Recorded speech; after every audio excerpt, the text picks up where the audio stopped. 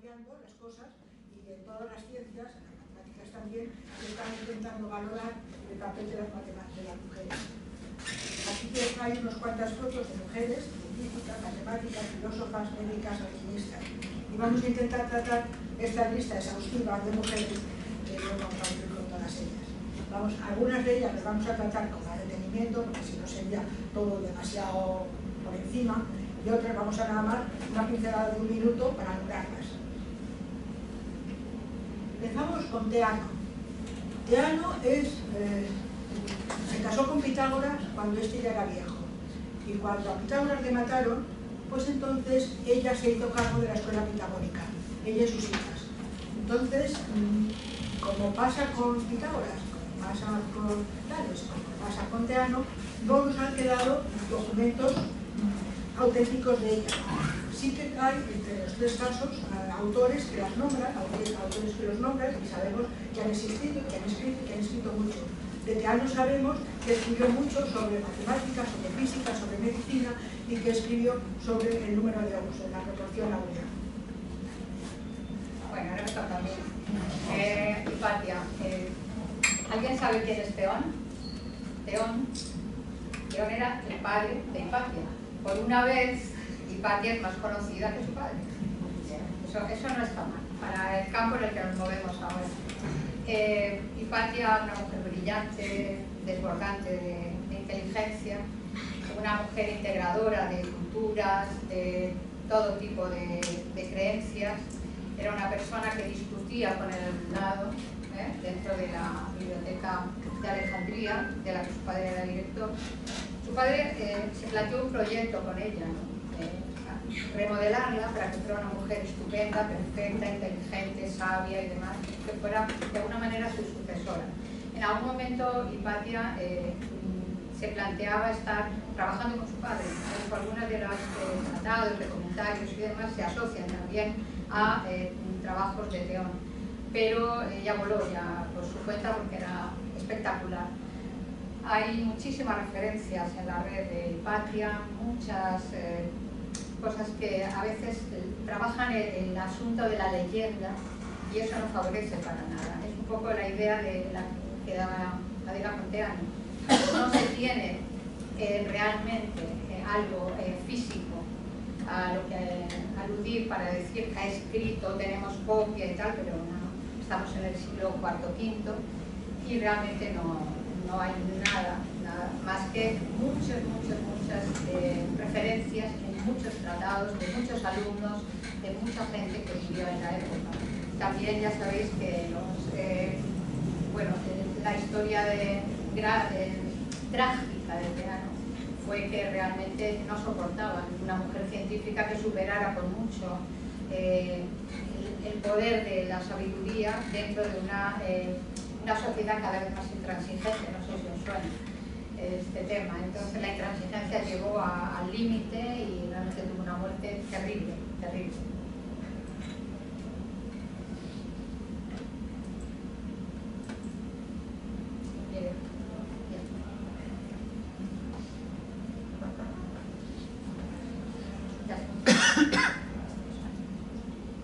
Esta es la tercera.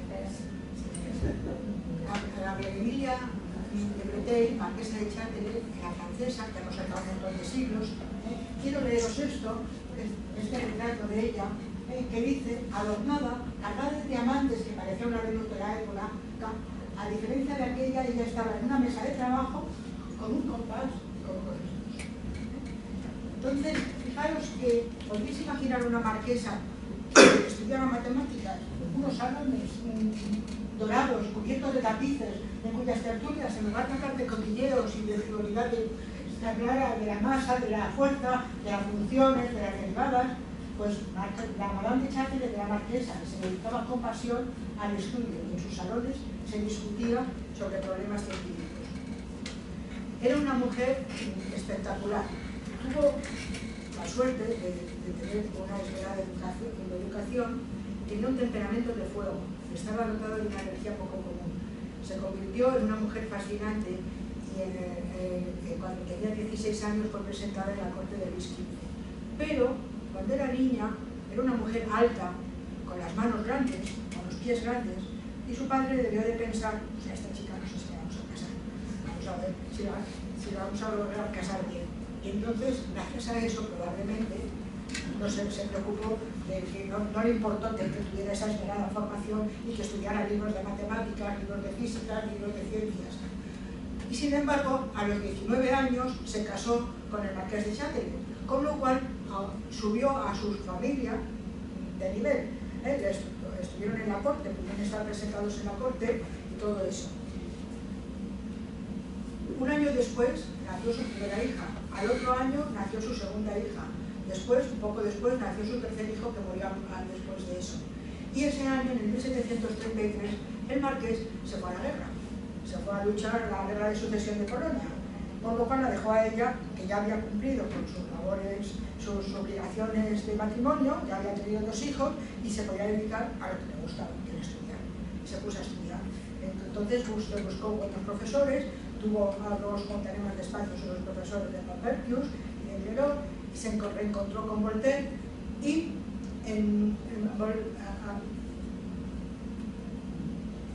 de ella dice, Fernando Savater, es un libro que os recomiendo, en el Jardín de las Dudas, que trata sobre Voltaire, hay un capítulo entero dedicado a la marquesa de Châtelet. Que dice que el barón de Bretel, su padre, se ocupó de que recibiera una educación muy completa, que convenía perfectamente a las disposiciones intelectuales de la dama. Dominaba el latín como la señora Maciel, etcétera, etcétera. Escribió más cosas de las que he puesto aquí. Escribió las instituciones de la física, el ensayo de óptica, la naturaleza del fuego, el discurso de la felicidad y los principios de... y tradujo los principios de Newton. Sus profesores fueron Diderot y Maupertuis. Ambos dos fueron, a mí me parece muy divertido, a medir el meridiano terrestre con el polo norte, porque no se sabía si, como decía Descartes, la Tierra era alargada, o si, como decía Newton, la Tierra era achatada. Entonces, para decidir si era alargada o si era achatada, tenían que medir un trozo de meridiano. Se mide un trozo de meridiano por el polo norte y se mide otro trozo de meridiano por cerca del Ecuador, que fue la Condomina, que es una expedición española de Ulloa y de Jorge Juan. Bueno, pues Maupertuis y Clairaut fueron a medir ese trozo de meridiano por el polo norte. Y dice Madame de Châtelet, no se contenta con abandonarme por el polo, así que se va a congelar en aras de la gloria. En fin, caballero, que ha vuelto directo al mundo, porque no creo que la Polonia forme parte de este. Me dijeron que había encontrado la tierra aplastada y mal alargada. Y la relación con Voltaire fue espectacular. En ese año, ella ya lo conocía a Voltaire cuando era niña, pero en ese año, 1733, se lo reencuentra, y que ella tenía 28 años, y mientras que Voltaire tenía 41. Él ya era muy famoso, había escrito las cartas de los ingleses, y siempre tenía que huir de la justicia, porque siempre se metía con los gobiernos, con el gobierno de Francia, y para cuando le perseguían, le vino muy bien irse al castillo de Cillet, que era del marqués de Châtelet. Se fue al castillo de Cillet porque estaba cerca de las fronteras, y si le perseguían, podía sacar de frontera y huir, ¿no? Allí se quedó, y Emilia tardó bastante tiempo en irse a vivir con él. Pero al cabo de año y medio, cerca de 2 años, se fue a vivir a Cillet, y allí se fue a vivir con sus hijos, y trabajaron, tuvieron una biblioteca, un laboratorio, y formaron una empresa intelectual. Veo también unas frases graciosas de Voltaire que dice: confesaré que es tiránica, para hacer de la corte es necesario hablarme de metafísica cuando uno querría hablar de amor. La imaginación y el razón está por delante de las gentes que presumen de una y otra cosa. Lea álgebra como quien lee una novela. Después de escribiros, voy a ir a su encuentro y aprovecharé más de su conversación que aprenderían los libros. Voy a hablar un poquito de las instituciones de la física, que es un libro que ella escribió, dice, y ella lo escribe, para que su hijo aprenda física, matemáticas y comprenda. Tiene un capítulo muy interesante, este libro dedicado al cálculo diferencial, que era algo en ese momento muy en boga, muy moderno, porque en ese momento estaba haciéndose. Y me interesa descartar que, mientras que los autores de aquella época eran favorables o a Descartes, o a Leibniz, o a Newton, ¿no? Ella carga a los tres, y de los tres saca algo en contra. O sea, de Descartes dice, pues me convence su metafísica, pero no estoy de acuerdo con los remolinos y con el éter. De Leibniz dice, me gustan las fuerzas vivas, pero no muevo con las mónadas. Y de Newton dice, hombre, pues yo lo de la atracción, pero eso de que Dios tenga que ser un relojero y que está dándole cuerda al mundo, pues no estoy de acuerdo, ¿no? Con lo cual, defendía y sentía de Voltaire con lo de Leibniz, disentía con la academia con lo de Descartes y consiguió polemizar con todos, con que todo el mundo lo que estuviera en contra.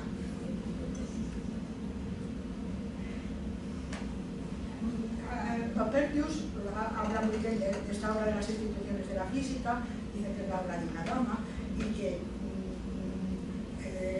lo que aumenta su prodigio es que habiendo sido educada en las disipaciones que conlleva un nacimiento de rango, no ha tenido como maestro más que su genio y su aplicación para instruirse. También aquí mencionar que ella utiliza la expresión de masa por la velocidad al cuadrado diferente de la que utilizaban otros autores en aquel momento, que la masa por velocidad, que como vemos es la que luego ha quedado, la que luego se ha utilizado. En disertaciones sobre el fuego, ¿no? Hubo un concurso y tanto Voltaire como ella se pusieron a hacer experimentos, a poner hierros al rojo vivo para deducir cómo funcionaba el fuego. Lo presentaron al concurso y ninguno de los dos ganó. Ganó un jovencito desconocido suizo que se llamaba Euler. Ellos quedaron sexto y séptimo. En el ensayo de óptica no es tan sencillo como el que escribió Voltaire, el ensayo de óptica, y sin embargo es mucho, no es tan complicado como el de Newton, se queda entre medias y es más fácil de comprenderlo. Y a mí me gusta mucho este libro del discurso de la felicidad, porque ella dice, quien dice sabio, dice feliz. Existe una traducción francesa y una traducción española de este libro, y voy a deciros algunos de sus párrafos porque a mí me parece que tiene mucha importancia.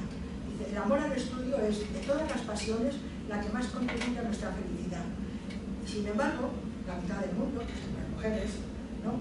Y es esa mitad precisamente a la que la educación les deja sin medios, haciendo imposible su goce. Es seguro que el amor al estudio es bastante menos necesario para la felicidad de los hombres que para la de las mujeres. Los hombres tienen infinidad de recursos para ser felices, de las que carecen totalmente las mujeres. Y por último, los principios de Newton empezó a traducirlos en el 1745. Quiero hacer notar que Newton tenía una idea. Había escrito su principio en latín para que nadie lo pudiera entender. Entonces la gente no sabía francés, pero no sabía latín en ese siglo. Sin embargo, Newton había escrito en latín porque así nadie le podía decir esto está mal, no sé qué, porque ha escrito esto, porque esto otro. Nadie le podía quitar. Entonces, ella decidió traducir los principios de Newton del latín al francés.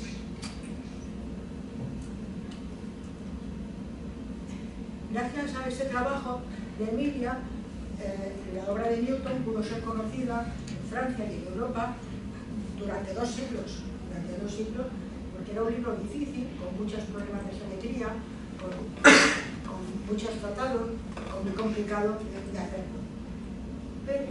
Sin embargo, se quedó de nuevo embarazada, Emilia, quería terminar la traducción antes de dar a luz.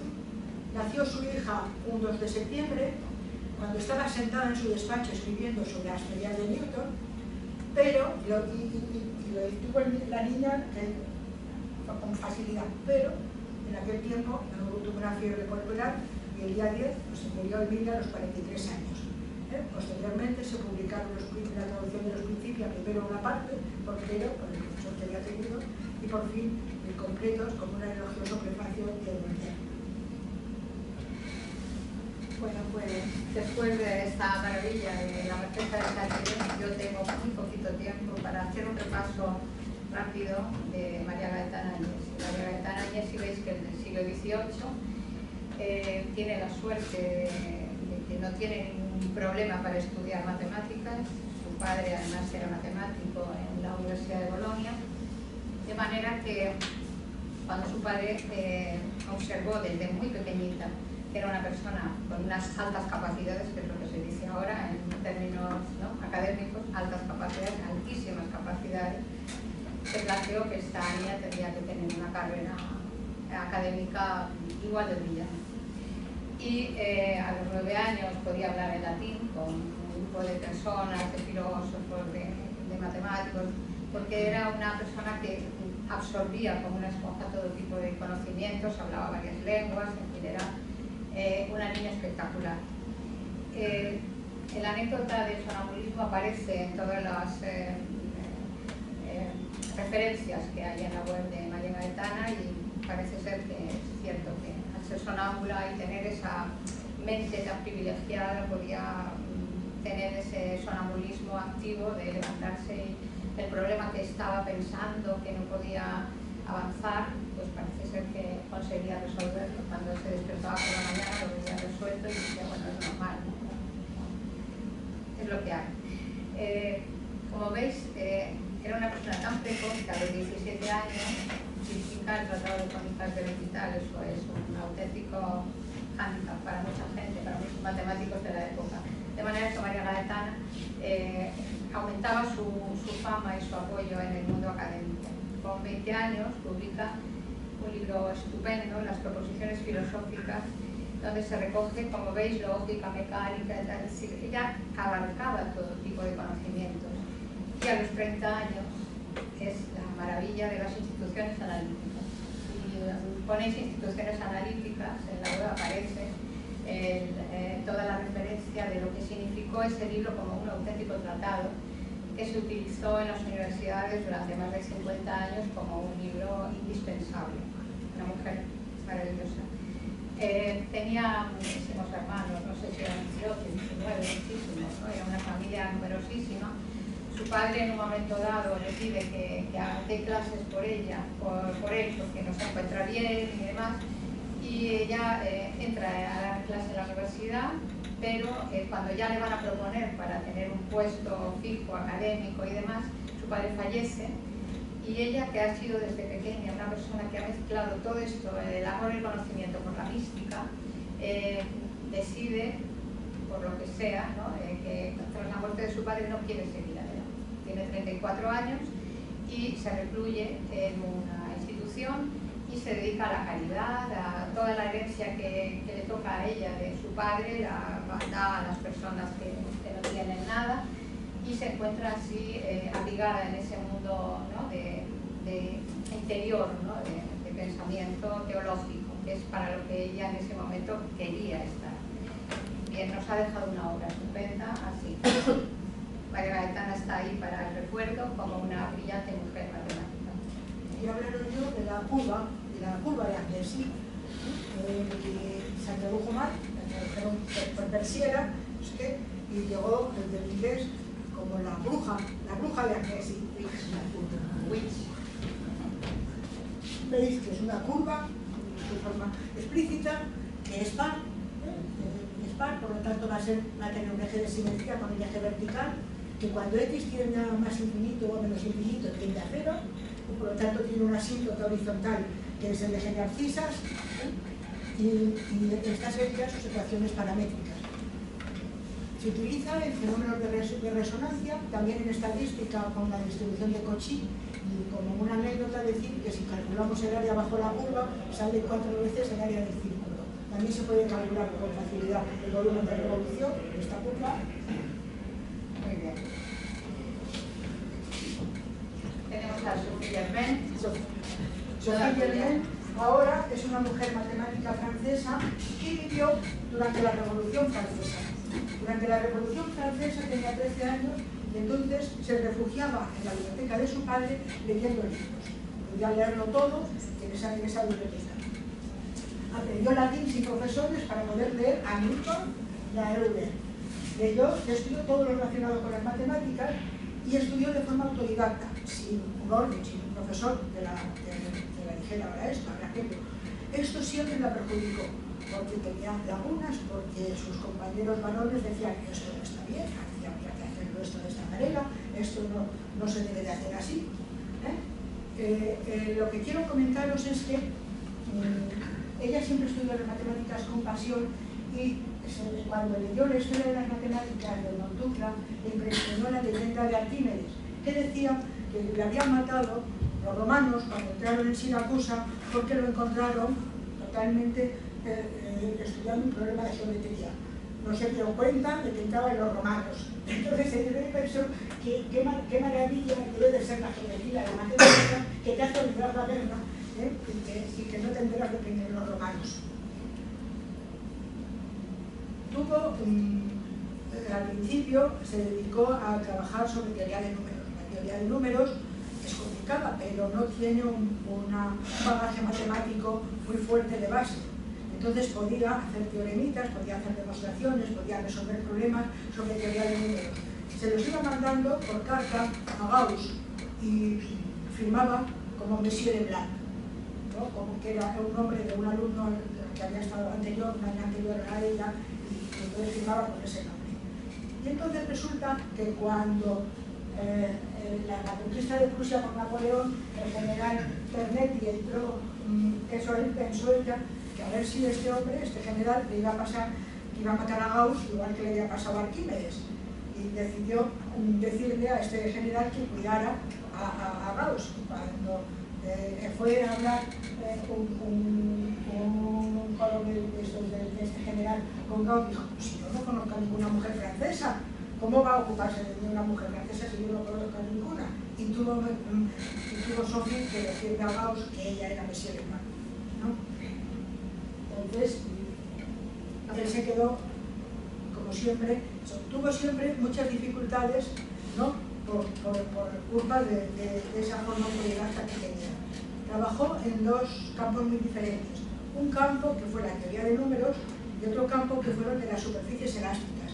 Este ya sí requiere un bagaje matemático, este ya sí requiere un conocimiento y eso. Entonces ella escribió en un primer momento 3 memorias que presentó en la Academia de Ciencias, una en 1811, otra en 1813, en donde le dieron una mención de honor porque lograba explicar el experimento de Charlie, que luego nos hablará de Nieves con Marie Somerville, ¿no? En donde lograba ella explicar por qué en esas superficies elásticas se formaban esas figuras del experimento de Charlie. Como lograba explicar los resultados experimentales, pues esta memoria, aunque de nuevo los compañeros varones decían: no está bien, esto no está bien así, esto no se hace de esta manera, ¿no? Pues se admitieron. Pudo presentar como una tercera memoria en 1815 y por fin en 1816 consiguió el premio extraordinario de las ciencias matemáticas, que otorgaba siempre al mejor estudio que hubiera sobre superficies elásticas. Cuando fue a recoger el premio, había una expectación: una mujer matemática viene a recoger el premio. Todos estaban viendo a ver cómo llegaba. Pues no se presentó. Porque ella ya no confiaba en esos compañeros varones, ya no los tenía puestos en tanta autoestima, ¿no? Ahora, recientemente sí que hay premios oficialmente que da la Academia de Ciencias francesa. Los reconocimientos que tenemos es pues que hay una calle de París, hay un liceo que lleva su nombre, una placa, pero todos estos premios son cuando ya se había muerto, no tuvo en vida ningún reconocimiento, todos fueron reconocimientos póstumos. En su certificado de defunción consta como profesión rentista, no matemática. Bueno, pues eso lo pasamos. Sí, lo pasamos. No, simplemente hemos puesto unas primeras muy rápidas para decir que la Academia se funda en 1666, la de París, y admite por primera vez, si veis el último renglón, a una mujer en 1962. La de Berlín se funda en 1700 y admite a la primera mujer en 1949. Y a Irene Joliot-Curie, la hija de Madame Curie, de Marie Curie, en 1950. Ya sabéis que también era premio Nobel. En Suecia pasaba igual, en 1739 no admiten a Sofía Kovalevskaya, que era en ese momento una mujer brillante y profesora de la universidad, y así andamos. A ver, la anterior. Bueno, pues, a ver, Carolina Herschel, os cuento muy poquito de Carolina para centrarnos después en Mary Somerville, porque además, como eran amigas, pues de alguna manera puedo trufar un poquito la biografía de Mary con Carolina. Carolina era una soprano extraordinaria, una soprano, una voz preciosa, y con su hermano y más familiares marchan desde Hanover, donde ellos vivían, a Londres. Ahí tienen un contrato para trabajar como músicos, pero William, su hermano, que era muy inquieto, ve en la astronomía unas posibilidades mucho más interesantes y se apasiona por ello. Carolina, que era con su hermano, le cuidaba, le quería y tal, pues le sigue. Y en esa escena Carolina se encuentra siendo astrónoma. De pronto, ayudante de astrónomo, joven. No vamos a darle el título por si se emociona. Me interrumpo un momento. Sí. La que limpiaba las lentes. Las lentes, con paja, las lentes. pulía las lentes y tal. Pero estaba ahí y veía y miraba y aprendía y se apasionaba. Ella consiguió ese título de ayudante de manera oficial, y cuando su hermano fallece, su hermano, que tenía una pensión anual de 200 libras como astrónomo, Carolina sigue con su trabajo como astrónoma. De hecho, descubre un cometa, creo que viene en el siguiente, y descubre un cometa que se llamó el cometa femenino, curioso, ¿no? Con un nombre científico y tal, pero el cometa femenino. Y entonces le dieron una pensión vitalicia de 50 libras, o sea, la cuarta parte de lo que se le daba a su hermano. Y fijaos que descubrió las nebulosas Centauri Andrómeda, 10 cometas, calculó 150 nebulosas, estaban en el momento más espectacular, y de hecho este telescopio que veis ahí gigantesco fue la gran obra de los Herschel. Precisamente todo el mundo iba a visitarles, incluida Mary Somerville, que también se apasionó por la astronomía. Hay muchísimas mujeres astrónomas brillantes, magníficas, y entre ellas una que voy a señalar, que es la cuarta, que es Sophia Bryce, que es hermana de Tycho Brahe. Tycho Brahe siempre aparece en los tratados de astrónomos interesantes, y de Sophia casi prácticamente no se habla. La mayoría, en muchos momentos, incluso María Kirch, por ejemplo, también tuvo problema para que se le reconociera su trabajo una vez fallecido el marido. Es decir, es una constante, ¿no?, en esto. Y ahí tenemos a Mary Fairfax Somerville, que me encanta, porque es una mujer feliz. No fue una persona con problemas, no, una mujer absolutamente feliz. Una mujer de su tiempo, apasionada, que hasta los 92 años, que fue cuando falleció, no dejó de estudiar, de sentirse plena haciendo un trabajo científico, y fue muy reconocida, por lo cual eso también aporta mucha felicidad. Mary Somerville nace en Escocia y era una niña dentro de su familia a la que no se le prestaba mucha atención. La madre pensó que, bueno, como la niña estaba todo el día subiéndose a los árboles y haciendo un poco de todo, era una niña salvaje, dijo, bueno, le voy a enseñar a leer, pero sin prisa, a los 10 años. Ella no sabía leer hasta los 10 años. A los 10 años le mandan a un colegio horrible, en el que le hacían aprender páginas de la Biblia de memoria o páginas del diccionario de memoria. Era un trabajo terrible. Ella lo contaba. Ella escribió una biografía que dictó a sus hijos. Yo tengo una copia de una edición que se hizo en Escocia, y lo contaba como una auténtica tortura. Pero, como era una mujer muy inteligente y muy perspicaz, dijo, de todo esto puedo sacar beneficio. Cuando vuelve a casa, se pone a estudiar. Mira la biblioteca y busca amigos y de tal, y además su madre, que sigue en la misma línea, la manda a unas clases de dibujo y de baile. Y ella describe que bailar para ella era entender la proporción, que es cierto. El baile es un ejercicio de proporción, ¿no?, y de movimiento. Y el dibujo para ella era una aproximación a la representación de muchas cosas, de geometría, de lo que queráis pensar. Era una forma para ella de descubrir parte del conocimiento. Un tío suyo que iba mucho a visitarles, el señor Somerville, ella se llamaba Mary Fairfax, ¿no?, en ese momento. Pues el tío le observaba y decía, esta niña es muy inteligente, esta niña hay que cultivarla, hay que decirle algo, ¿no? entonces le pasaba libros, le dijo que tenía que aprender latín, tienes que hacer mucho esfuerzo y ver esto y tal, y francés, sobre todo le dieron clases de francés que se llevaba mucho en esa época y para ella fue luego determinante para una parte de su trabajo. Bien, pues esa parte de dedicación de su tío hacia su formación para ella fue magnífica, porque a partir de ahí se encontró con que todo le interesaba.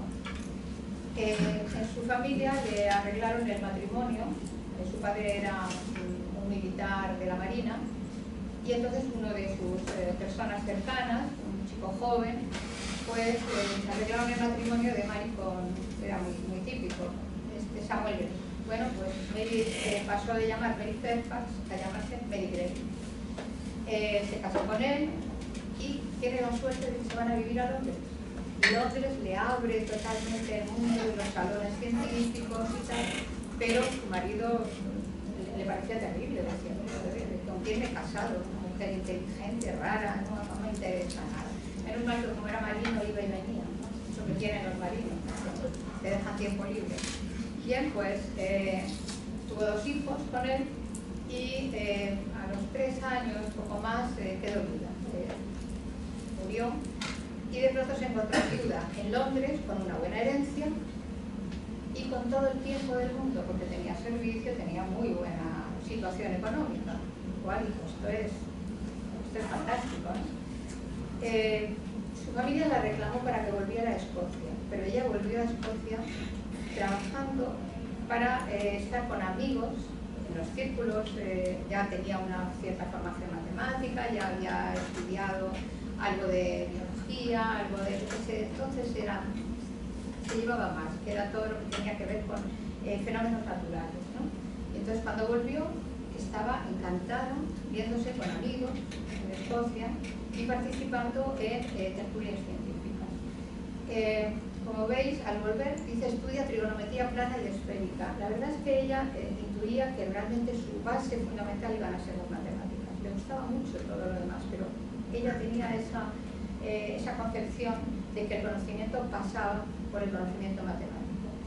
Y gana una medalla de plata al resolver un problema que plantean en una revista William Wallace. William Wallace fue luego después una persona importantísima para ella, le ayudó muchísimo, le introdujo en esos círculos ya un poco más de nivel, ¿no? Y resuelve el problema y entonces le dan una mención y bueno, empieza a ser conocida. Es curioso porque en ese momento ella se plantea escribir, ya tiene cierta capacidad para empezar a escribir y hacer algún tipo de artículo sencillo. En la página siguiente lo comentaré, pero aquí os hago referencia al segundo matrimonio. Una vez que ella está en Escocia y que de alguna manera está pensando en volver a Londres, su tío le propone que si quiere seguir estudiando le pasará más contenidos, más libros, más posibilidades, y además que su primo, que le han nombrado inspector médico, está por allí y que qué le parece si se conocen. Se casaron. Y William Somerville era fantástico porque dijo, qué mujer más estupenda, más inteligente, cómo me encanta vivir con ella, ¿eh? Se dio la vuelta a la concepción de su primer matrimonio y ella se encontró con una persona que todo eran facilidades. Querían ir a Londres, se fueron él pidió plaza para ir a Londres y él hacía sus inspecciones médicas y en la casa participaba de todo tipo de momentos de debate, invitaban amigos, hacían esas tertulias tan interesantes. Ahí conoció a Carolina, porque claro, el Observatorio de los Herschel era un punto de referencia, entonces ellos iban y venían y demás.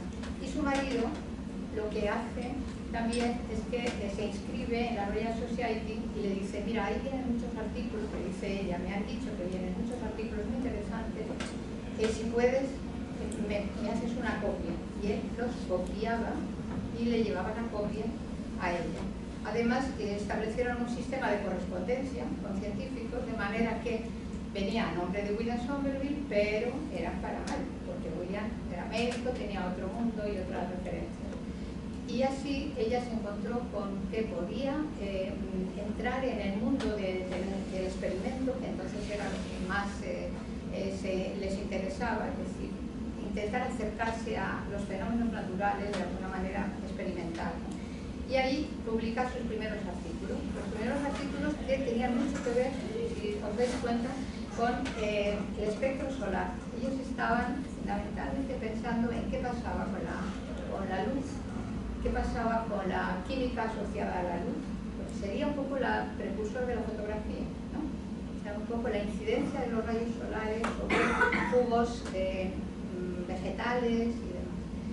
Y iba escribiendo estos artículos, los fundamentaba, y claro, estaba teniendo un prestigio absoluto dentro de la sociedad londinense. Era una persona que no tenía una formación académica estricta, como podía ser María Gaetana, que había estado incluso en la universidad, en fin. Pero ella siguió ese camino y su prestigio no fue abajo. Y además, de alguna manera, esas producciones, estos artículos, fijaos que se publican por la Royal Society, justo aquella donde su marido se había hecho socio, y además eran los primeros escritos firmados por una mujer. No había anonimato, no había seudónimo, era médico y era una mujer reconocida. Por eso, William Wallace, aquel famoso que le había dado el premio por haber resuelto aquel problema matemático, se convirtió en una de las personas que más le apoyó para que entrara en los círculos científicos. Los amigos de Mary fueron importantísimos. Ellos estaban felices de encontrarse con ella y además ella estaba en una posición estupenda porque podía recoger todo su conocimiento y todas sus aportaciones en esas tertulias, en esos salones, y además tenía la posibilidad de viajar, porque a su marido le encantaba la idea de viajar. Y de hecho fueron a París, conocieron a Lagrange, a Poisson, a Laplace, o sea, era una maravilla. Por eso era una mujer feliz, porque realmente encontraba que cada vez que se encontraba con uno de aquellos científicos de tanta reputación, podía establecer con ellos una conexión estupenda. En una de esas reuniones conoce a Ada Byron. Ada Byron, que era una chica joven, tiene una mente muy abierta y con muchas ganas de trabajar en este campo en el que ella se planteó, ¿no? Estaba todavía en el principio, había conocido a Babbage o Babbage, o como se diga, ¿verdad? Que estaba con su proyecto de la máquina analítica. Babbage necesitaba dinero para poder hacer esto que veis que es enorme, ¿no? En la historia. Y por eso se promocionaba en los salones y hacía de alguna manera exposición de lo que era su proyecto. Y Ada estaba con él, estaba fascinada, y además ahí es donde Ada hizo su trabajo científico, que después os comentará de él. Bien, cuando Mary la vio, le dijo: yo creo que vas por un camino estupendo, te voy a pasar artículos, te voy a pasar. Tenía unas posibilidades enormes y se la considera su mentora, porque la animó muchísimo.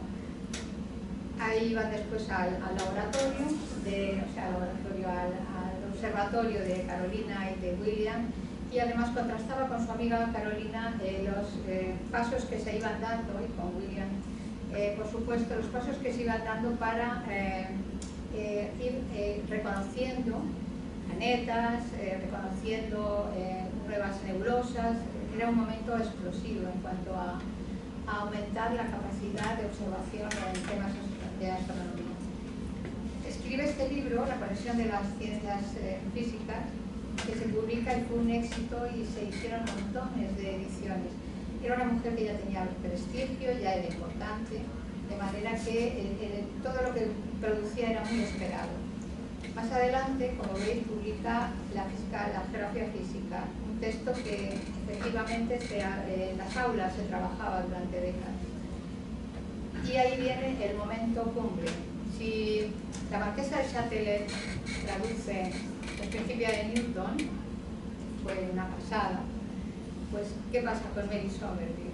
Pues que resulta que Lord Brougham, uno era el presidente de la Cámara de los Lores, que le tenía muchísimo aprecio, que sabía que era una mujer que dominaba francés, que sabía que además cuestiones de tema científico estaba destacando, pensó en ella y dijo, ¿por qué no le encargamos? Pensó que era la persona adecuada. ¿Por qué no le encargamos que traduzca La mecánica de Laplace, que no hay manera? Nuestros científicos dicen que es insoportable el libro, bueno, eran varios tomos, que es muy difícil, que además tiene una parte abigarrada en cuestiones matemáticas que no somos capaces de afrontar. Y entonces le plantean a Marie que haga la traducción, simplemente, que se ponga a leer y que traduzca del francés al inglés. Ella se queda un poco flaseada diciendo, bueno, ¿esto qué hago yo? Incluso llega a decir, si me sale mal, si no lo hago bien, por favor lo quemáis. No quiero que quede nada mío que no sea riguroso, que no sea importante. Bueno, empezó a trabajar,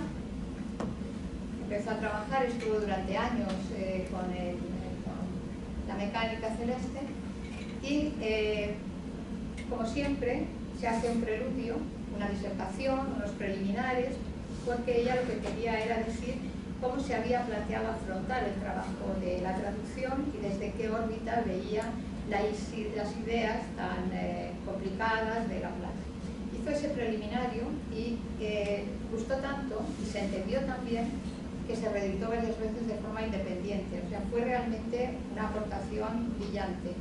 Y dicen que es más que una traducción porque aporta unas explicaciones sobre las matemáticas necesarias para interpretar a Laplace, con lo cual mucha gente se viene muy contenta diciendo, va, qué bien, ¿no?, que tenemos estas posibilidades. Además de eso, Marie era una persona con un compromiso social importante. Y, como veis, el tono dice qué tipo de compromiso se planteó. Además del trabajo científico, Marie era muy amiga de la familia John Stuart Mill y su mujer, y estaba ahora mismo el movimiento sufragista en Londres, estaba a tope, y ella era una convencida sufragista. Ella decía, ¿por qué no? Yo soy mujer y yo me siento igual, yo me muevo en los ámbitos científicos, yo soy reconocida, ¿por qué no? ¿Por qué cerramos las academias? ¿Por qué cerramos todo el mundo del conocimiento a las mujeres? De manera que cuando John Stuart Mill presenta un apoyo en el Parlamento al sufragio femenino, ya rápidamente les digo, yo firmo la primera, para que se sepa que yo estoy ahí. No solamente en esto, sino que además se intentó que se planteara alguna disposición en que se fomentara el acceso a la educación de las mujeres. Eso fue importantísimo. Toda una vida dedicada a la ciencia, una larga y productiva vida, ¿no? En el año en el 1865, a los 85 años, publica la molecular y microscópica, ciencia molecular y microscópica. Era un momento en el que ella se planteaba la naturaleza desde el punto de vista de lo mínimo, de lo pequeño, ¿no? Y se planteaban unido al concepto de calor. Ya sabéis que estamos en un momento, estamos en el siglo XIX y ya las cosas están a punto para que la revolución industrial explote definitivamente y ya dé lugar a grandes pasos, ¿no? Bien, pues ella en este libro incluía los diagramas de los que hacía mención Adela, que son los experimentos de Charlie. Mirad, ese dibujo que hay ahí es precioso y se incluye en su libro, que son los experimentos de Charlie con placas vibratorias, si lo leéis, fenómeno del que también se ocupó Sofía Yermen. Y eran las arenas musicales. Las arenas musicales que eran, ¿qué pasa cuando una placa metálica se le pone una cierta cantidad de arena, de playa, se toma un arco de violín, por ejemplo, y se le da se le pasa, y entonces las arenas se mueven y hacen, según la vibración, hacen este tipo de fenómeno, de dibujos tan bonitos. Esto es lo que llamó las arenas musicales. Bien, reconocimientos, fue de todo. Miembro honorario de Sociedades de la Física Natural, la Sociedad Geográfica, recibió medalla de oro de la Real Sociedad, tal. Y uno de los reconocimientos que quería contaros, porque es muy bonito y muy tierno, es que se le había asignado una pensión de 200 libras anuales como reconocimiento a sus múltiples trabajos y sus aportaciones. pero ellos se habían ido a vivir a Nápoles porque su marido se había enfermado mucho y el clima de Nápoles, los médicos le habían dicho que era mucho mejor para sus pulmones y para su estado general. De manera que tuvieron que vivir en Nápoles y ella iba a Londres, presentaba, volvía y cuidaba de su marido en Nápoles. La reina, entendiendo que eso suponía un gasto extraordinario, le subió la pensión de 200 a 300 libras para que pudiera hacer frente a esos gastos. La Royal Society decidió situar un busto en el hall principal, pero ella nunca lo pudo contemplar. Hay en su libro, y esta es una frase famosísima de ella, muy bonita, que dice: tengo 92 años, mi memoria para los acontecimientos ordinarios y especialmente para los nombres de las personas es débil. Nos pasa a todas, obviamente.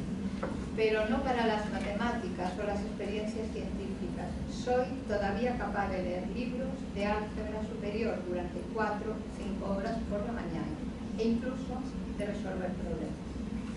Esta es Lady Isabel. He puesto in memoriam porque me parece que a veces hay que ver un poco cómo quedó, ¿no? la memoria. Por ejemplo, cuando la muerte le sorprende, estaba estudiando una memoria de Hamilton sobre los cuaterniones y las hijas lo reflejan así en la biografía.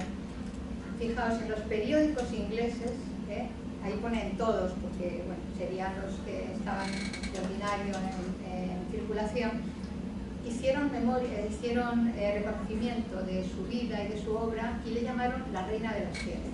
Había artículos preciosos en ese momento. Los amigos y los admiradores querían que se le hubiera enterrado en la abadía de Westminster, pero en uno de sus libros ella planteaba, no he querido ir a mucho detalle de muchas cosas, planteaba un tema que estaba cerca del evolucionismo. Y eso a la Iglesia no le gustaba nada, con lo cual dijeron, no, una evolucionista no puede estar en la abadía de Westminster, así que no pudo ser. En su honor hay un colegio, el Somerville College de Oxford, donde, fijaos que la primera y única mujer británica en ganar un premio Nobel de la Ciencia estudió allí. Hay una isla, un asteroide, un cráter lunar, etcétera, etcétera, que llevan su nombre. Es una persona que en su momento fue reconocidísima y sin embargo es muy poco, ahora mismo muy poco conocida. Le pasa como a otras personas de las que vamos a hablar ahora. Y una de las cosas que se dice, pero yo no estoy segura, no sé, nosotras alguna vez lo hemos contado, es que Laplace, cuando conoció, dijo, fíjese, hay una persona ahí en Londres, una señora, que es capaz de leer mi obra. Hay dos mujeres escocesas. Dos mujeres escocesas. Claro, y entonces decía, una se llama Mary Fairfax y la otra se llama Mary Somerville. Ella dijo, soy yo. La misma. Era un poco el tema del nombre, que es muy, muy importante. Es puñetero para las mujeres que no son españolas, el que hayan tenido 3 nombres a lo largo de su vida, siendo una persona con una trayectoria, me parece una barbaridad. Esa suerte tenemos nosotros de que no tenemos que andar cambiando de nombre. De Ada Byron no voy a decir casi nada, porque realmente Ada Byron no es ella. Ada Byron sería su madre. Su madre es Ana Isabel Byron, que está casada con Lord Byron. Ella está casada con Lovelace, por lo tanto sería Ada Lovelace. Pero nosotras la llamamos Ada Byron porque somos españolas. Entonces, siempre la llamamos Ada Byron porque queremos. Entonces, lo único que quiero decir de ella es que la consideramos la primera mujer informática de la historia. ¿Por qué? Porque hizo el lenguaje ADA, lleva su nombre, ella tradujo las memorias de la Brea y tal, y la de la máquina analítica, traduce también las ideas de Gavas, y entonces en aquel momento no existía la tecnología adecuada, la tecnología suficiente para construir un ordenador, para construir una máquina analítica. Pero cuando luego la tecnología prosperó y se mejoró y se pudieron construir, se construyeron con las ideas de Ada. Por eso hoy mismo la consideramos precursora en la programación de ordenadores, aunque ella nunca pudo tener ordenadores porque no supimos todavía. Nada más quiero comentar eso de nuestra Ada. Bueno, ¿cómo vais? ¿Está bien? Allá va otra. No, aquí está nada más para decir que quería ponerla como que en la informática, no son matemáticas, pero que en la informática también las mujeres han sido pioneras siempre en las cosas de informática, ¿no? Y como esta Grace Hopper, que es la creadora del lenguaje COBOL de los ordenadores, o como en la película esta de las figuras ocultas, en que nos hablan de estas tres mujeres que hicieron los programas de matemáticas y de informática como para poder simplemente romper esa lanza sobre la informática y las mujeres. Sonia, Sofía, Cory, Kovalevskaya, vale, era rusa. Por lo tanto, pues se la puede llamar Sonia, todos esos nombres, ¿no? Es la primera mujer que tuvo un doctorado en matemáticas y también que consiguió ser profesora de la universidad. La vida de Sonia es una novela. La vida de Sonia se podría leer como una novela tremenda, ¿no? Es una vida fascinante. Fue, ante todo, una mujer matemática. Su padre se fue a vivir a Palimino, que era un pueblito, y ahí tuvieron una gran casa familiar. Tuvo una institutriz inglesa, esta Margarita, de 7 a 12 años, que le hizo la vida imposible, porque esta institutriz no la dejaba leer, no la dejaba entrar en la biblioteca del padre, no podía leer poesía, que era lo que a ella le gustaba, lo tenía todo prohibido.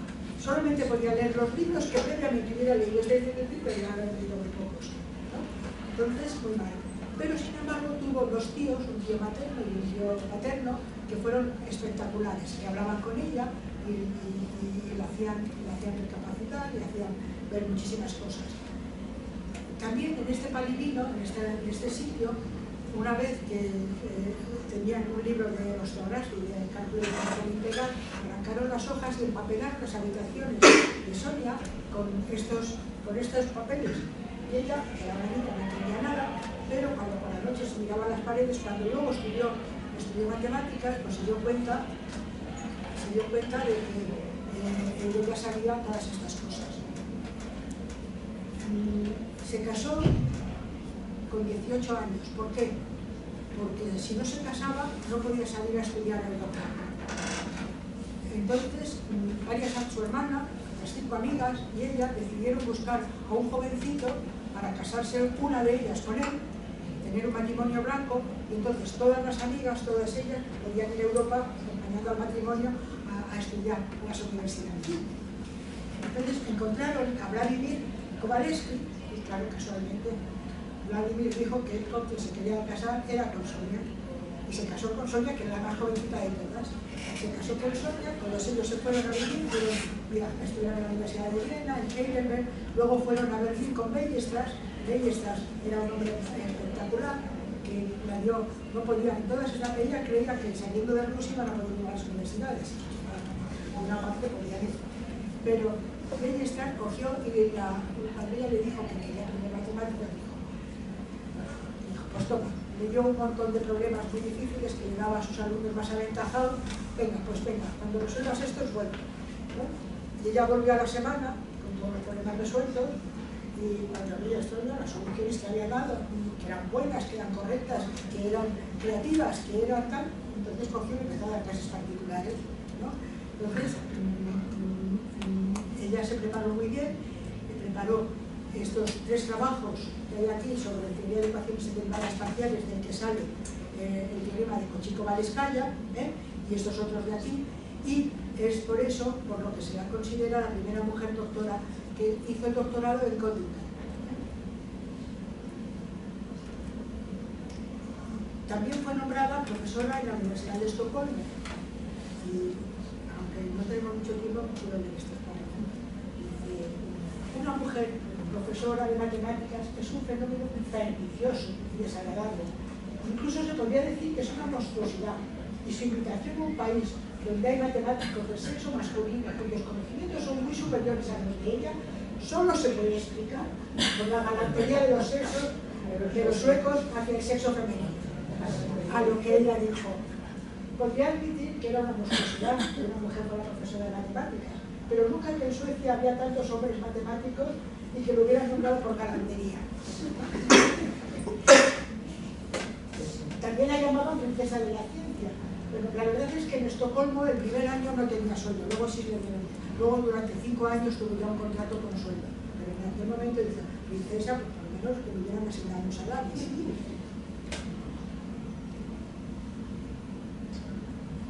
También se dedicó a la literatura y lo que quiero aquí comentar de ella es este trabajo sobre el problema de la rotación del cuerpo alrededor de un punto fijo, en donde le concedieron el premio Gordín, que es un premio muy importante, que había quedado vacante porque no había nada que en aquel momento tuviera la calidad como para darlo, y lo ganó entre los 24 candidatos, ¿no? Pero murió muy joven, murió en Estocolmo de pulmonía, del frío de Suecia.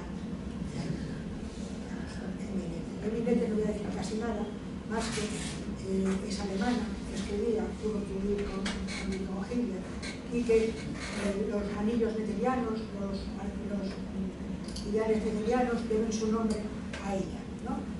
Ella trabajó en teoría de invariantes, que se utilizaron en la teoría de la relatividad, y que a ella le debemos todos esos nombres. Nunca consiguió tampoco un salario digno. Nunca. Las mujeres trabajaban sin salario. Bien, estamos con el tiempo justo, así que de Grace os cuento. Es una persona que autodidacta de entrada, al principio.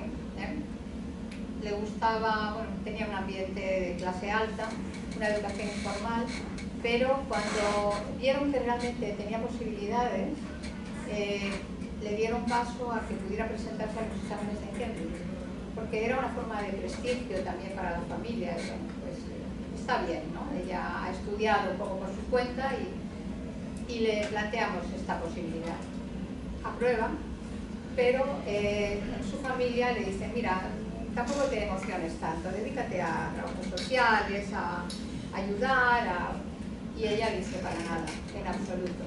Tardó 4 años en conseguirlo, pero a los 21 años por fin ingresa en la universidad y tiene su diploma en matemáticas en el Eton College, está mal escrito. Asistió a las clases de Arthur Taylor y ahí aparece su tutor William Young. Realmente ahí había terminado su fase de estudio en la universidad, en el college, pero no se podía doctorar. Y ella estaba ya en un momento en el que estaba planteándose que realmente las matemáticas para ella eran su vida. De manera que se fue a Göttingen, que es el mismo sitio donde habían estado Sofía Kovalevskaya y Elina Ecker, y bajo la supervisión de Felix Klein, un gran pope de Göttingen. Con 27 años por fin se obtiene el doctorado y su memoria, los grupos algebraicos y trigonometría esférica, fue catalogada como muy brillante, y de hecho mucha gente del círculo de matemáticos cercanos y tal se interesaron, de manera que ella los mandó en las copias a varios matemáticos. Entre ellos le llegó la noticia a William Young. William Young dijo, pues es una persona que yo he conocido, me interesa, y le propone una primera colaboración para escribir un libro de astronomía, pero ella no en ese momento no estaba, ¿no? Pero William Young sí que estaba interesado en Grace, de manera que le propone matrimonio. Ella de nuevo le dice que se espere, que todavía no lo tiene claro, y sin embargo, en la segunda ocasión que se lo propone, debió hacerlo estupendamente, de manera que se casa con ella y tienen 6 hijos, no 1, 6, ¿no? William era una persona inquieta que estaba desarrollando su carrera a base de invitaciones para la universidad, aquí, allá, se movía por todas estas, Inglaterra, Italia, Alemania y Suecia, y Grace iba con los 6 hijos, a veces, o a veces no, se quedaba en Londres, y eso también le hizo un poco tener bastantes posibilidades de trabajar ella sola por un lado, y al mismo tiempo de tener que cargar con toda la familia, aunque tuvieran ayuda, porque eran personas de buenos ingresos. Colabora por fin con el libro de astronomía, y escribe en 1905 el primer libro de geometría. Este fue fundamental en su vida. Publica más de 220 artículos, pero la autoría la tenía siempre William. Cuando él estuvo en la India, en la Universidad de Calcuta, ella elaboró una serie de textos y de cálculo diferencial. Hay una frase que tengo por ahí, pero no os voy a cansar porque estamos muy mal de tiempo, en la que le hacen un reconocimiento y además le consiguió ganar el Gamble Prize de Gilpin Cambridge. Bien, William le escribe una carta. ¿Por qué se escribían tantas cartas? Ahora os hablaré de Mileva Maric y con esto yo cierro mis intervenciones. ¿Por qué se escribían tantas cartas? Pues porque estos maridos estupendos viajaban mucho, eran muy viajeros. Ahora estaban aquí, ahora estaban allá, tenían invitaciones de universidades y las señoras recibían esas cartas. Y además seguían trabajando porque no eran unas personas anónimas, eran personas con mentalidad científica y con ganas de cultivar su mente, ¿no? Y de hacer lo que ellas querían. Fundamentalmente la mayoría eran de matemáticas. Pues mirad lo que le dice William. El hecho es que nuestros artículos deberían haber sido publicados con los nombres de ambos, pero entonces ninguno habría obtenido beneficios. No, los míos son los laureles y el reconocimiento, tuyo el reconocimiento únicamente. En la actualidad tú no puedes ejercer tu profesión. Ay, amigo, tienes tus hijos, bueno, y yo puedo y lo hago. Pues mira qué bien. William escribe: estoy contento de que hayas contribuido con tus ideas. Encuentro particularmente como si yo te hubiese enseñado y mostrado los problemas que yo no podía abordar por mí mismo. Y después, a ver, hay una hipótesis que se plantea por el tema de cuándo se siguen publicando artículos y cuándo se sigue publicando producción intelectual por parte de la pareja. Y resulta que cuando fallece William, que era el matemático creativo y bohemio, cuando fallece, realmente lo demás, la producción continúa, no se detiene. Y el libro de geometría que le hizo tan famosa a Grace, del cual se han editado muchísimos, se le considera un libro moderno, tal, ese libro, a pesar de que aparecen los dos, veis que aparece ella en primer lugar, Grace y William, ¿vale? Pues este libro, ella fue realmente la que le dio cuerpo a todo su planteamiento sobre lo que significaba la geometría. Había escrito libros para sus hijos, un libro de biología muy bonito, otro libro de aritmética básica, en fin. Y ella se planteó sobre la geometría, decía: la geometría plana es más abstracta que la tridimensional, también llamada geometría del sólido. Y sostuvo que la mejor manera de enseñar era, en dimensión 3, el ser más cercanos a la experiencia. Yo me he traído una caja de una tetera con base cuadrada, que se llama Pitágoras, que me regaló Adela en el cumpleaños. Y la guardé en la caja porque me pareció tan simpática, la tetera la tengo aparte, me pareció tan simpática que cuando me tocaba hablar de Grace, dije: a ver, si yo fuera malvada, que no lo soy, de momento, tomaría esta caja, la abriría, la partiría con una tijera, la abriría y tendría todas las piezas que me han compuesto la caja. Y yo comprendería lo que significa un cuerpo de 3 dimensiones, la caja Pitágoras, a partir de los planos en los que yo he convertido esta caja. Ella decía que se requiere poco para acercarnos a la realidad. Requiere tener unas tijeras o papel, lo que sea. Y, por ejemplo, esa caja me parecía muy bonita porque es circular. Parece que las figuras, ¿verdad?, de este tipo, ¿no?, los cuadriláteros, los rectángulos y tal, parece más sencillo, pero ¿qué se hace con un círculo? Pues se puede pasar la mano, pienso, y Grace haría lo mismo, pasar la mano y ver que es una cara plana realmente. Y siendo una cara plana, pues podríamos tomar un papel y llevarlo.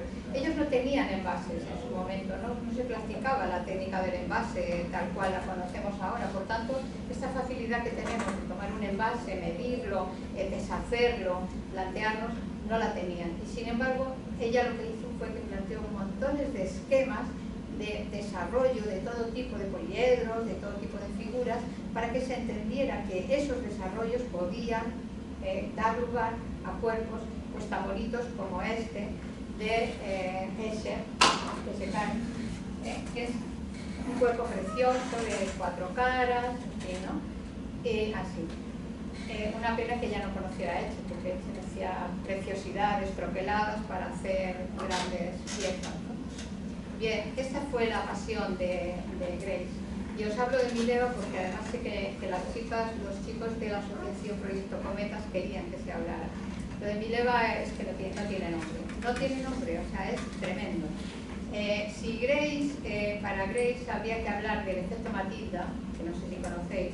El efecto Matilda, por definición, ahora hablaré de la definición, que es muy curioso, y es cuando realmente en la producción de una mujer se asocia y se identifica perfectamente con su marido y a ella se la opaca y se la oscurece. Eso se llama el efecto Matilda. Bien, pues Mileva, que comienza a estudiar en Zagreb, ¿no? Ella vive en un pueblito, en una zona del Imperio Austrohúngaro que después sería Serbia. Como en la familia se dan cuenta que tiene unos conocimientos extraordinarios, que es una mujer brillante. Y entonces le plantean que vaya poco a poco formándose. Primero está en Zagreb, después va al Instituto Politécnico de Zurich, que para ella sería fundamental, porque ahí fue cuando empezó a plantearse estudiar matemáticas en serio y además física teórica, que en ese momento estaba muy asociado a la necesidad de conocer a fondo las matemáticas para poder entender lo que se estaba desarrollando en el campo de la física, que era en ese momento era la ruptura, ¿no? Que fue lo que hizo junto con Einstein. Bien, ella tocaba muy bien el piano, Einstein tocaba muy bien el violín, mira qué bien, nos hemos entendido musicalmente, pues ¿por qué no nos podemos entender de otra manera, ¿no? Bien, Einstein era una persona que para ella era muy absorbente, pero ella, yo creo que a la larga yo pienso que ella tuvo muchísimo cariño, amor o como le queráis llamar, hacia Albert, a su Albert. Pero en un momento determinado ella quería seguir creciendo y aprender más. Y se plantea irse a Heidelberg para poder tener más posibilidades en el campo de la física teórica. Tuvo a un profesor, Philippe Lenard, fijaros que era pionero en estos estudios y que más tarde fue premio Nobel, o sea que tuvo una suerte enorme. Pero Einstein le escribía constantemente, ahora ella era la que se había ido, mira, y él escribía y le decía, te echo de menos, quiero que vengas, estoy haciendo un trabajo, ¿por qué no seguimos? Y Mileva finalmente cede. Ella está ahí un semestre, cede y permanecen juntos ya, con una aventura muy peculiar que ahora os relato rápido. Y lo que sí se dice, y hay muchos apuntes que veréis sobre Mileva, es que curiosamente todo esto que ella estudia, que es el efecto fotoeléctrico, lo veis arriba del todo, y la teoría cinética de los gases, curiosamente es parte de los contenidos fuerza que tuvieron, que dieron lugar a que le adjudicaran el premio Nobel a Albert Einstein. La primera dificultad es que ella tenía un expediente fantástico, estaba en Zúrich, podría haberse doctorado, haber terminado los estudios, habían publicado ya un primer artículo sobre capilaridad, se estaban trabajando, pero esa relación amorosa, estupenda y tal, da lugar a un primer embarazo. Ella quiere presentarse a los exámenes de doctorado y es un problema enorme porque esa sociedad no admite, se sabe que está embarazada, es como el cotilleo, el salseo y realmente no le ayudaron nada. Hay un relato de qué puntuación le dieron a uno, a otra, al otro y tal, y finalmente ella se desanimó y en la segunda ocasión que se presentó realmente no aprobó. Por lo tanto no tuvo nunca título, mientras que él sí consiguió aprobar. Bien, rechazada y viéndose mal se fue, se volvió a su casa, pero sus padres no querían saber nada de ella, le dijeron mira, embarazada y soltera, nada. Así que fue su hermana la que la acogió. Albert consigue trabajo en la oficina de Berna, ellas se siguen escribiendo y porque ella realmente tenía mucho cariño hacia él, pero no se sabe nada de ese primer hijo, o sea, esa primera hija con una niña y en ningún lado veréis algo concreto. Vuelven y entonces se casan y están en Berna porque ahí le dan trabajo en la oficina de patentes, no tenía nada que ver con su trabajo de fiscal, tenía que decir ok a esta caja, ok a esta, a lo que sea. Y se ponen a trabajar, y trabajan muy en serio. Mirad, esta era la casa, una casa preciosa, en la que hay una placa en la que dice, a ver, os leo lo que dice, sí, dice algo así como orgullo y amor del pueblo a la pareja de Albert y Mileva. Es muy bonito. Dice, pasaban su tiempo libre con los amigos, tocando los instrumentos y además trabajando. Y dice, Mileva le dice a una amiga, hace poco hemos terminado un trabajo muy importante que hará mundialmente famoso a mi marido. Ha escrito Einstein, y os lo planteo en el anterior, aquí, los famosos 4 artículos que serían fundamentales para la consecución del premio Nobel. Podéis verlo en la web. El primero era el efecto fotoeléctrico, que ese sí que fue el que realmente, por el que realmente ganó el premio Nobel. Luego estaba el movimiento browniano, en fin, los 4 artículos están ahí, pero realmente se le atribuían solamente a él, y ahí está la gran polémica que veremos después. Ellos estaban trabajando, ella no tenía una posición, porque él sí, a él le invitaban a ir a Praga, le invitaban a ir a Berlín, le invitaban a Suiza, donde quisiera. Estaba en un momento expansivo, esos artículos removieron todo el mundo de la física teórica y realmente él estaba ganando prestigio cada vez más. De manera que, bueno, en 1914 consiguió un puesto de profesor titular en Berlín y se van a Berlín. Ella no quería irse a Berlín, pero al final se van.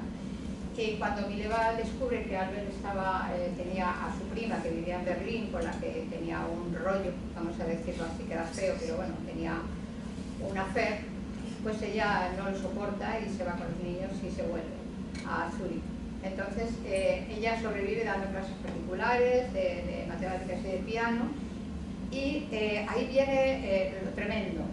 Para divorciarse tenían primero que convivir, y él vuelve a casa, pero le dice, yo vuelvo a casa con estas condiciones, que son terribles, miradlas tranquilamente, las podéis buscar en la web, yo las podría leer, pero es que me ponen los nervios allá, ¿no? Mantener la ropa bien en buen estado, servirme comidas, tal, no sé qué, tremendo, tremendo. Lo que sí os voy a leer, porque lo anoté y me pareció así, es que Einstein le escribe a su prima y le dice algo así como, a ver, ahora os lo digo. Es una frase demoledora en la que la describe a ella como diciendo, no quiero saber nada de ella, no vivo realmente con ella, estoy alejado y no consiento ni siquiera que me hable, no tengo ninguna relación con ella. Eso se lo dice a Elsa, que fue su segunda mujer, cuando se consiguieron divorciar. ¿Cómo hicieron el acuerdo de divorcio? Pues de una manera muy curiosa. Como Mileva estaba en una situación económica, no tenía trabajo real, pues acordaron, le dijo, vale, como tú te has hecho famoso con esos artículos y tal, todo lo que saques de esos artículos, de ese trabajo que estamos haciendo, yo quiero tener una parte. Y él dijo, si yo gano el premio Nobel, el dinero para ti. Lo apuntó, lo anotó, lo firmó y ganó el premio Nobel. Sí se lo tuvo que dar, evidentemente. Bueno, Mileva seguía haciendo su trabajo científico en casa, tenía contacto con científicos famosos y la requerían. Y realmente hay cartas y trabajos suyos que lo plantean. Pero, bueno, estos reconocimientos tienen unos textos muy bonitos, hablan de científica y matemática y física serbia y tal. Y, perdonad un poco, porque no vamos a hablar de Olga Olenik, por supuesto, pero, a ver, aquí, la controversia. Si leéis sobre Mileva, yo me he vuelto loca absolutamente, porque había leído ya muchas cosas, tenía una idea preconcebida, pero para esta conferencia o para este ratito que estamos pasando a gusto, quería realmente constatar que aquello que teníamos en la memoria, de las veces que hemos contado, cómo estaba ahora mismo. ¿Te vuelves loca? Porque realmente la controversia sobre si la autoría, una parte o media parte o cuarta parte de la parte era de Mileva, según quien leas y cómo lo leas, No estaba claro. Lo que sí es cierto es que trabajaron juntos, lo que sí es cierto es que cuando se escribieron esos artículos vivían juntos, no estaban ni divorciados, ni separados, ni enfadados, ni nada. Y además, cuando murió Einstein en el 55, 2 años después, una escritora había recopilado, pues, sobre todo testimonios de personas que estaban cerca de Mileva, que la conocían, que habían estado con ella, y entonces intentó hacer una especie de medio biografía, si queréis, o así, una recopilación, ¿no? Inmediatamente los salvajes de Einstein la llevaron a los tribunales y dijeron que no se podía decir nada sobre Einstein en un texto que hablara de Mileva. Era imposible, absolutamente imposible, con lo cual la edición se paró y no se pudo hacer nada. Su hijo, Hans Albert, que era profesor en la Universidad de Berkeley, California, había tenido, él sabía que tenía cartas que le mandaba su padre a Mileva. Las cartas que Mileva mandaba a su padre no han aparecido, pero las cartas que Einstein mandaba a Mileva, cuando andaba pues en diferentes universidades y cuando todavía estaban, se hablaban, esas cartas él sabía que estaban, de manera que las recuperaron de una caja fuerte y luego de un banco, y luego también encontraron algunas en un sótano. Eso es lo que se relata en las crónicas que hay en la web.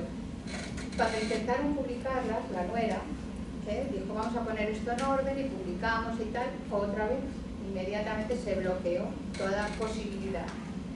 Por eso, la vida de Mileva realmente no se ha planteado como un hilo conductor claro, porque ahí está trufado de toda esta idea de que Einstein era un genio, que ella era una ayudante del genio, o quizás una colaboradora necesaria en algún momento, pero que a ella no se le puede atribuir nada de lo que las grandes aportaciones de Einstein. Bien, cada uno que lea, que considere y que vea, pero realmente hay mucha literatura que apoya todo esto. Yo he leído un artículo magnífico de una de las articulistas españolas que ha hecho un estudio importante sobre Mileva, y realmente a veces no te queda duda de que realmente ella fue importantísima.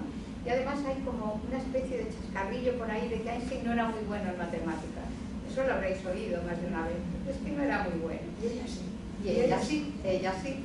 Y además, la tesis doctoral de Einstein, bueno, yo como estaba tan enfadada con Einstein, ¿sabes cómo hizo la tesis? La tesis de Einstein era sobre moléculas de azúcar, porque intentó presentar la primera versión de tesis del artículo famoso del efecto fotoeléctrico, pero parece ser que los directores de tesis dijeron: esto no está bien, esto es raro, esto no lo entendemos.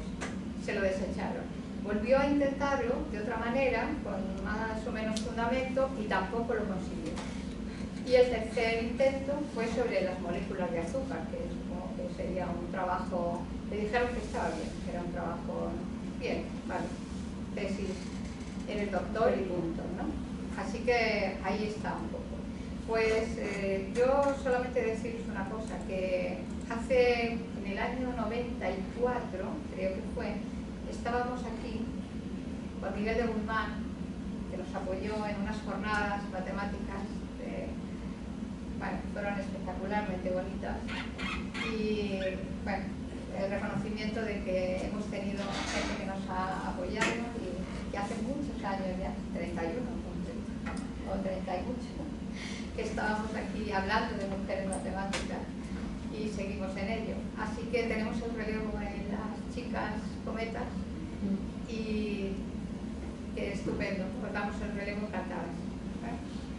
Y muchas gracias. Vamos a hacer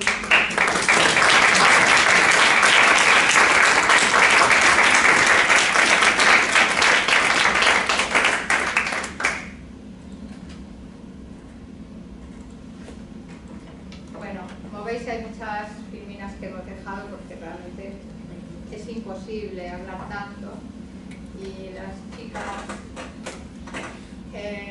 nos han dicho que hay media nos vamos. Si queréis algún comentario, alguna cosa, algo que os apetezca, Miguel, sí. Bueno, primero agradeceros esta magnífica conferencia que yo disfruto por segunda vez, porque la primera fue la tertulia de matemáticas, Igualmente nos dejasteis muy contentos. Y bueno, quería pediros, si es posible, que nos describierais un poco la muerte de Pacta. La muerte de Pacta. Cualquiera de las dos. Realmente la controversia con Pacta. Sí, pues había en aquel momento en que estábamos en Alejandría. Alejandría como la ciudad griega, pero también es egipcia, pero también estaban los judíos, había un montón de culturas alrededor. También empieza el cristianismo. Entonces hay un problema entre el Orestes, que es el que gobernaba Alejandría, y Cirilo, que era el obispo cristiano, ¿no? Y Hipatia era pagana, entonces los cristianos estaban en contra de ella. Y cuando iba un día por Alejandría en un carruaje, la sacaron del carruaje, la pasajearon con caracoles afilados, la rompieron, la mataron, la calle. ¿Qué más quieres saber? Se había incendiado la biblioteca también, habían robado los miles de pergaminos. De mala manera. Era tremendo. La persecución fue tremenda. ¿Espontáneo o fue inducido o espoleado por...? Fue espoleado por el obispo cristiano Cirilo. Pero siendo cristiano, ¿cómo puede cometer esa crueldad? Ay, los cristianos han hecho muchas cosas. No todos los cristianos son... Tienen una tendencia a veces de rey. Sí. Hay mucho de esto. Nos habría gustado hablar de la visibilidad, de lo que significa que sean visibles. Y en el efecto Matilda del que os hablo, hay todo un movimiento que se llama No More Matilda, precisamente planteándose que nunca más la autoría se tenga que delegar en el marido, en el ayudante y demás. Sabéis que ha habido hasta en algún premio Nobel, ¿verdad? Que también se dijo, ¿por qué no le han dado el premio Nobel? Acaban de hablar de Mileva. La que tiene el efecto fotoeléctrico por el que le dan el premio Nobel es Mileva. La que lo había estudiado, de hecho. Lo había estudiado. Bueno, en ese sentido hay una necesidad enorme de hablar de estas mujeres y hablar además de una manera muy abierta y muy hacia adelante. O sea, está muy bien la historia, pero también hay que proyectar hacia adelante. Por eso en la exposición que han hecho el proyecto Cometas, que me tiene enamorada, pues esa exposición habla en una parte de lo que significa la entrada de mujeres académicas correspondientes, por ejemplo, en la Real Academia de Ciencias, académicas correspondientes, no es cualquier cosa, son matemáticas, son matemáticas. Luego, cualquiera de vosotros que estáis... Os aconsejo que vayáis a ver esa exposición, claro. Que hay una parte que no hemos tratado para nada, que es la de matemáticas españolas. Sí. Hay toda una pantalla de matemáticas españolas. Sí. Abajo. Y eso por un lado, ¿no? Por un lado. Y luego por otro, la idea, sobre todo, de que, pues, como le pasó a Mariam, por ejemplo, a Mr. Yani, ¿no? que era una mujer que nace en Irán, que como la veis en un momento determinado tiene que dar clase con velo en su país, pero que da el salto a buscar donde puede encontrar mayor visibilidad y ahí hace un trabajo espectacular, tan espectacular que va de premio en premio. No lo he podido leer, pero es así, de premio en premio. Y llega un momento que lógicamente entra en el campo del superpremio, que es la medalla Fields, que me lastima porque 3 años después falleció, pero es así. Luego nada es imposible, nada es imposible. Y una de las cosas que os digo ya como última reflexión es que las modas a veces, digamos que dejan a la realidad un poquito en salseo. Por ejemplo, he encontrado muchísimas entradas de Mileva Mari y que son contradictorias, que cuentan cosas unas con otras que no está muy claro, por un lado. Y por otro lado, cuando comenté con personas cercanas, es que fíjate, voy a hablar de Mileva Mari. Ah, ya sí, la he oído en la radio. ¿La radio? Ah, sí, el otro día dijeron no sé qué. Digo, se está poniendo de moda. Eso es un peligro enorme, porque lo importante es que se sea riguroso, ¿no? Que cuando se hable con conocimiento y se contraste. Y si no se tiene claro, se digan las dos posibilidades para que cada persona adopte el criterio. Pero a mí las modas a veces me parece que lo que hacen es que perturban un poco y banalizan, ¿no? la vida de estas mujeres. No es así, no era una vida banal, era una vida brillante, que apostaba, que dio su fruto y que ahí quedan muchas de sus obras para que nosotras las disfrutemos. That's all for me. ¿Cuántas académicas hay? Académicas numerarias, me parece que había una o dos, ¿no? Numerarias, que correspondientes hay como 5 habían entrado últimamente. Sí.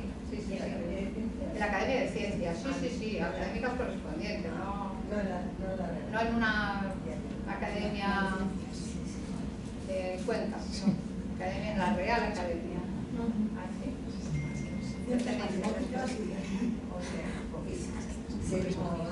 Bueno, pero están, algo Ten en cuenta que es una de las estas que no hemos contado, y es que hasta en 1910 las mujeres no pueden ir a la universidad a estudiar. Hace un siglo. Sí. Hasta hace un siglo la mujer no podía estudiar en la universidad en España. Entonces, en ese siglo, fíjate si han metido a mujeres que han estudiado y que han hecho cosas. Entonces, las cosas van despacio.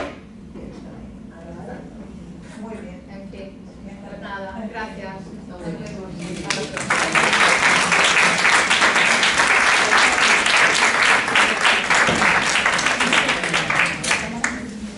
Nosotras queríamos daros las gracias primero de parte de las que somos del proyecto Cometas.